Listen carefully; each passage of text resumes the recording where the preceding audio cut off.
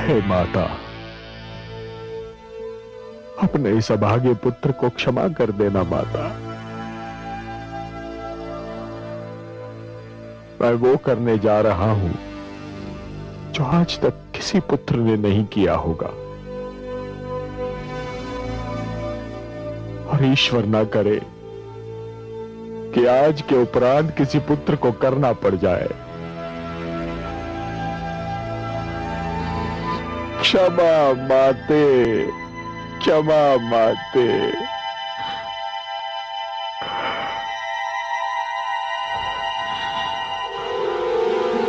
क्षमा माते,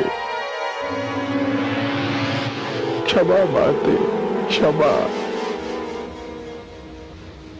क्षमा माते, क्षमा माते, क्षमा।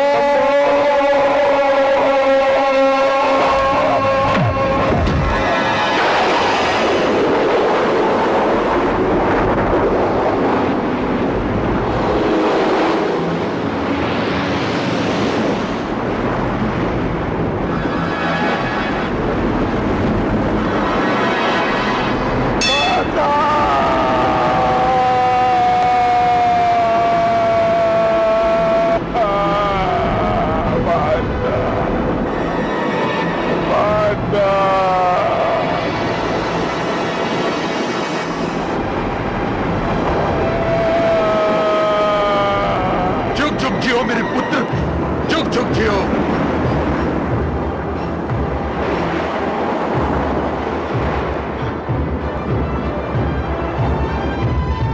जुग जुग जियो मेरे पुत्र, जुग जुग जियो, जुग जुग जियो पुत्र।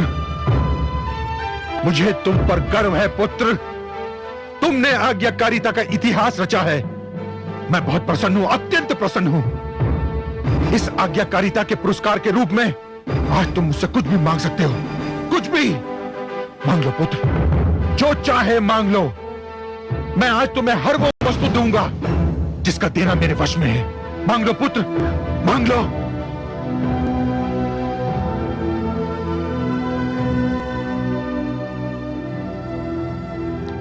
आप सत्य कह रहे हैं पिताश्री? क्या मैंने जीवन में कभी असत्य कहा है पुत्र? क्या चाहते हो तुम?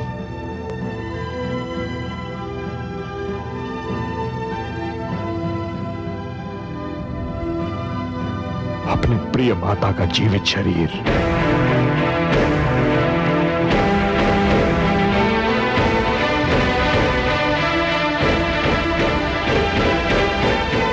क्या क्या कहा तुमने? मुझे मेरी जीती जागती माता दे दीजिए। वो माता जिसके बिना इस जीवन का हर पल मेरे लिए नर्क समान है। पिताश्री, मुझे अपनी माता के जीवन के अतिरिक्त और कुछ नहीं चाहिए, और कुछ नहीं चाहिए। अब चुप क्यों है पिताश्री?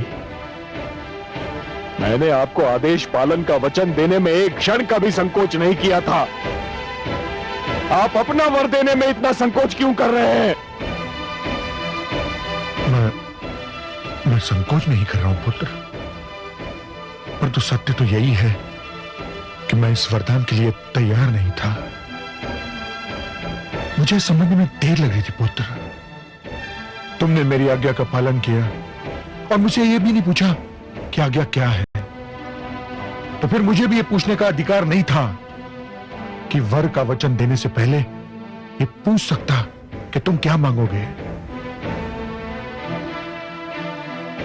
मैं वचनबद्ध हो चुका हूं पुत्र, और तुम्हें तुम्हारे पुरस्कार से वंचित नहीं करूंगा,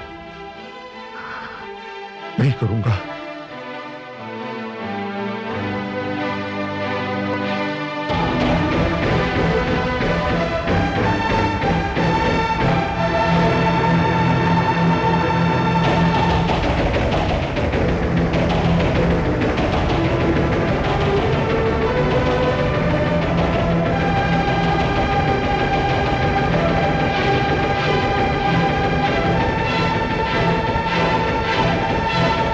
कलश जल लाओ। पिताश्री, जल।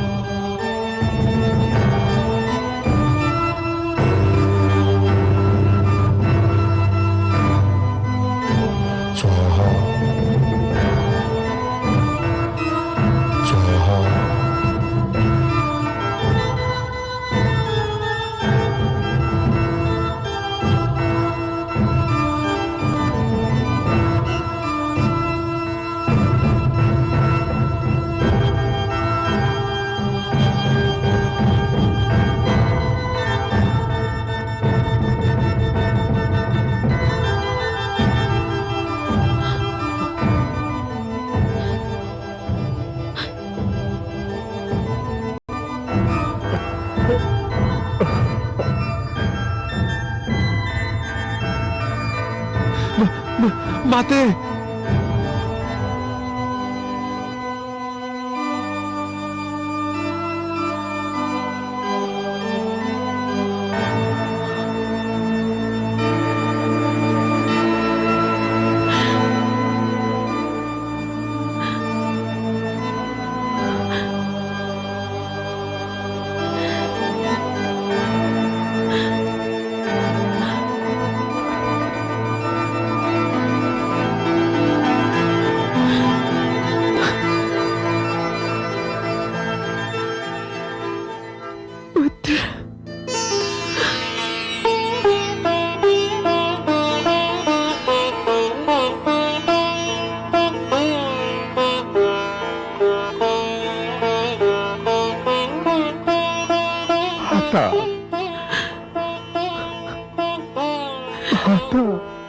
माता,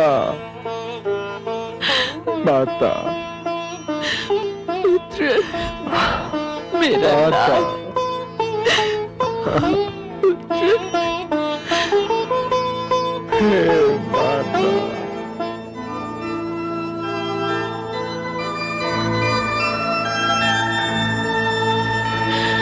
माता,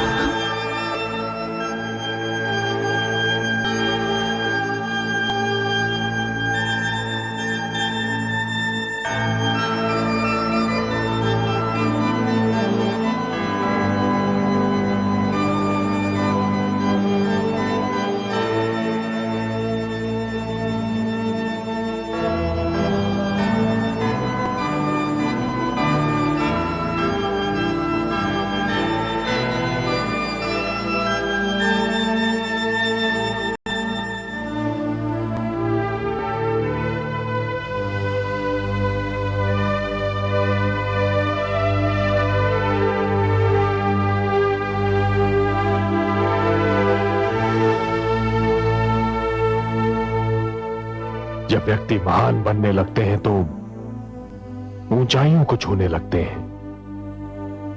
सारी सांसारिक बातें उसके लिए छोटी हो जाती हैं, उनका कोई महत्व नहीं रहता। ऋषि जमदग्नि तो महानता के शिखर पर पहुंच गए थे, तो आपसे यह कार्य कैसे हुआ पिताश्री?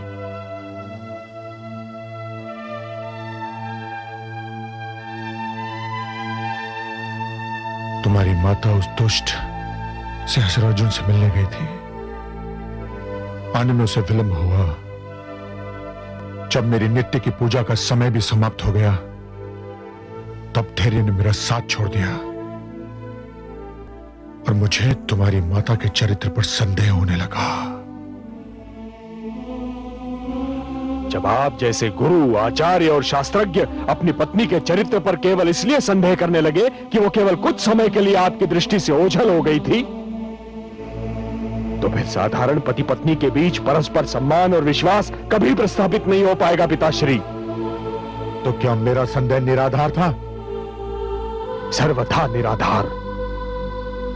इस बिना सिर पैर वाले संदेह का केवल एक ही आधार हो सकता है पिताश्री, कि मेरी माता एक नारी है, और नारी के चरित्र पर संदेह करना एक पुरुष के लिए बड़ा सहज होता है। नारी को आतंकित करने का एक बड़ा सरल उपाय है। पिताश्री, आप तो एक आचार्य हैं। सर्वसाधारण को परिवार की महत्ता, पारिवारिक संबंधों की आवश्यकता और गृहस्थ जीवन को शांतिमय बनाने का संदेश और उपदेश आप ही देते रहते हैं। यदि आप जैसे आचार्य ही नारी के चरित्र पर संदेह करने लगेंगे, तो नारी के लिए इस धरती पर जीना नरक समान हो जाएगा। किंतु पुत्र, आज मुझे बोलने दीजिए पिताश्री, आज मुझे बोलने दीजिए, क्योंकि अनजाने में ही सही, परंतु जो दुर्भाग्यपूर्ण घटना घटी है, उस घटना का मैं भी एक भागीदार हूं। नहीं पुत्र, इसमें तुम्हारा कोई दोष नहीं है। तुमने तो केवल आज्ञाकारिता का धर्म निभाया।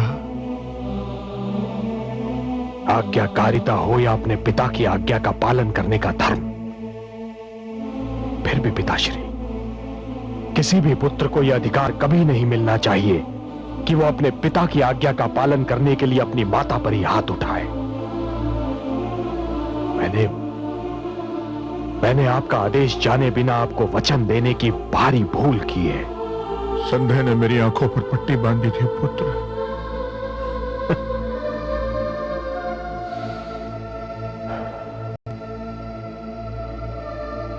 आज मुझे ज्ञात हुआ पिताश्री कि वो चाहे कोई महात्मा हो या एक सर्वसाधारण व्यक्ति, परंतु जहां बात एक नारी की आती है, वो केवल एक पुरुष होता है। केवल एक पुरुष जो एक नारी को अपने से छोटा, अपने से अधम और अपने से निम्न श्रेणी का मानता है।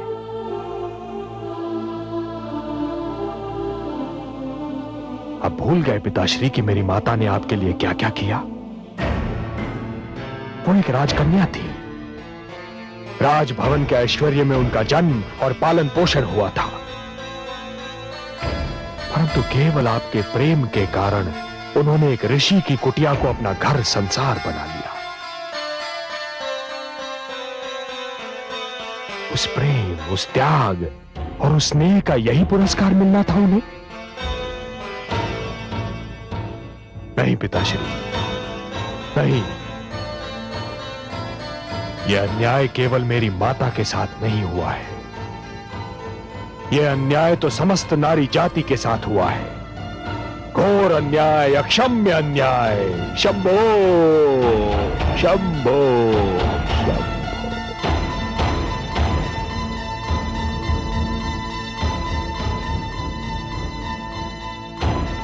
पुत्र, मुझे आभास हो रहा है कि मैंने अनावश्यक शीघ्रता से कार्य लिया। मुझे क्षमा कर दो पुत्र, मुझे क्षमा कर दो। क्षमा तो अब केवल माता श्री कर सकती हैं, आपको भी और मुझे भी।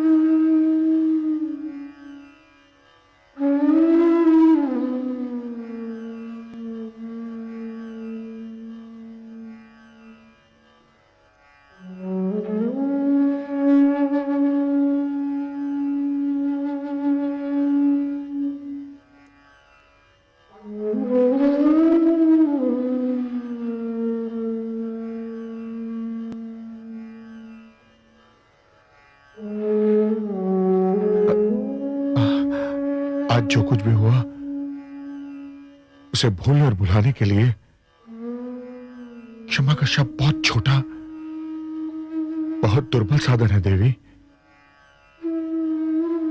परंतु परंतु अपने किए पर पश्चाताप प्रकट करने के लिए मुझे कोई और शब्द, कोई और साधन उपलब्ध भी नहीं।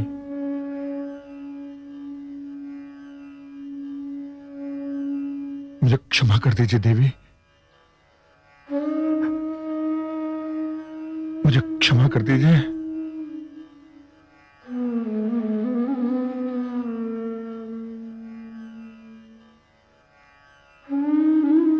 क्षमा करने के अतिरिक्त मेरे समक्ष और कोई उपाय भी तो नहीं है स्वामी। किंतु एक भय सा लग रहा है,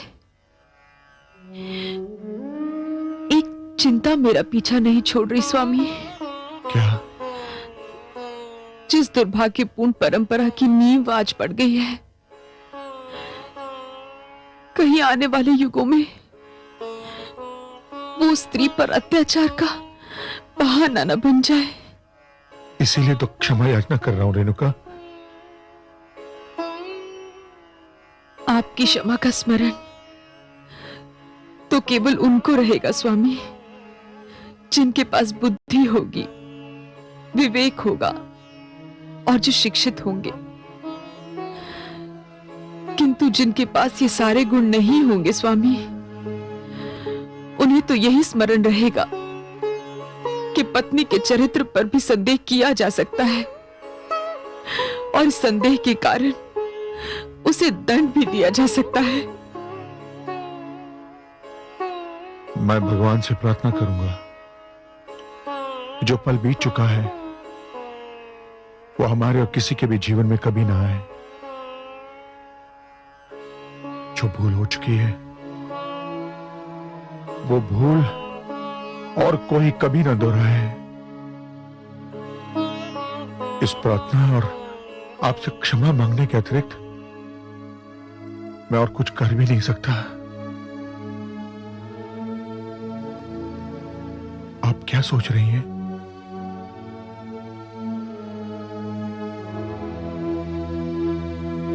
सोच रही हूं कि क्या कहूं स्वामी। मेरी नम्र विनती है कि इस घटना को भूल जाओ रेणुका। हाँ स्वामी, इस घटना को भूलना होगा, इस घटना को भूलना ही होगा स्वामी।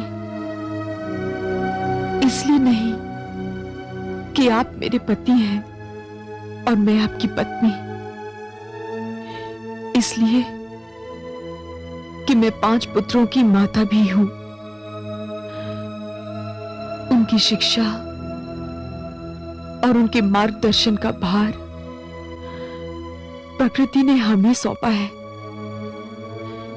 उनके भविष्य के लिए और उनके भले के लिए। हमें इस घटना को भूलना ही होगा स्वामी। विश्वास कीजिए, मैं ऐसी भूल कदापि नहीं करूंगा।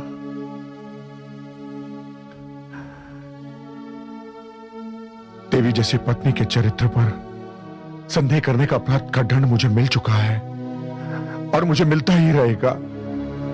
मेरी अंतरात्मा मुझे सदैव ही कचो